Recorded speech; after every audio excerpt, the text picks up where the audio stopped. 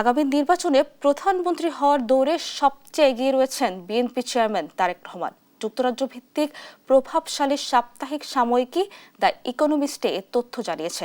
আন্তর্জাতিক এই সাময়িকীর বিশ্লেষণে বলা হয়েছে, 12 ফেব্রুয়ারি অনুষ্ঠিত হতে যাওয়া সাধারণ নির্বাচনের পর বাংলাদেশের পরবর্তী প্রধানমন্ত্রী হিসেবে তারেক রহমানই শীর্ষ দাবিদার।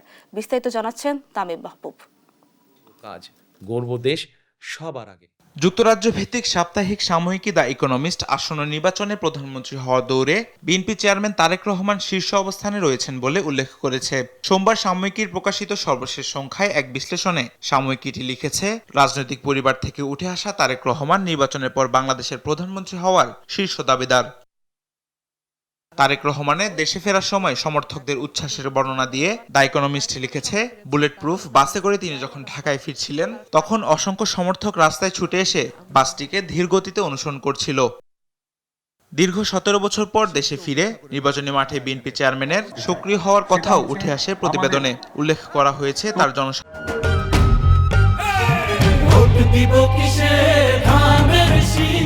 সভা থেকে জনসভায় ছোটা, দেশ গড়ার পরিকল্পনার কথা, সমর্থকদের ভিড় আর উত্তেজনার কথা। ইকোনমিস্ট লিখেছে, এই সবই স্পষ্ট বার্তা দেয় এই মুহূর্তে তিনি ক্ষমতার দৌড়ে সবচেয়ে আলোচিত মুখ। বিশ্লেষণে দ্য ইকোনমিস্ট আরও উল্লেখ করেছে, জামায়াতে ইসলামী নির্বাচনে অংশ নিলে সংযত শাসন দেবে বলে দাবি করলেও শহুরে মধ্যবিত্তদের মধ্যে আতঙ্ক তৈরি হয়েছে। নির্বাচনে দলটি একজনও নারী প্রার্থী দেয়নি এবং বিগত নির্বাচনগুলোতেও সংসদে 18টির বেশি আসন পাওয়ার ইতিহাস নেই দলটির। আর ছাত্র নেতৃত্বাধীন নতুন শক্তিগুলিও ঐক্য গড়তে ব্যর্থ বলে উল্লেখ করা হয় প্রতিবেদনে। প্রতিবেদনের বর্ণনা অনুযায়ী ব্যবসায়ী মহল ও উদারপন্থীদের বড় অংশ তারেক রহমানকে গ্রহণযোগ্য বিকল্প হিসেবে দেখছেন। দীর্ঘ প্রবাস জীবনের পর তার বক্তব্যে এসেছে সংযম ও বাস্তববাদ। এই পরিস্থিতি তারেক রহমানের জন্য সুযোগ তৈরি করেছে বলে উল্লেখ করা হয়েছে সাময়িকীর প্রতিবেদনে। বলা হয়, তার দল বিএনপির জনমত জরিপে এগিয়ে থাকার কারণে তার প্রধানমন্ত্রী হওয়ার সম্ভাবনা বেশি।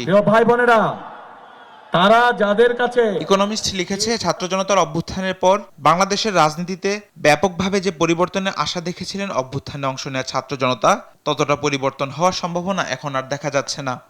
12 ফেব্রুয়ারির নির্বাচন বাংলাদেশে গণতন্ত্র ফিরিয়ে আনবে এমন আশার কথা উঠে আসে প্রতিবেদনে।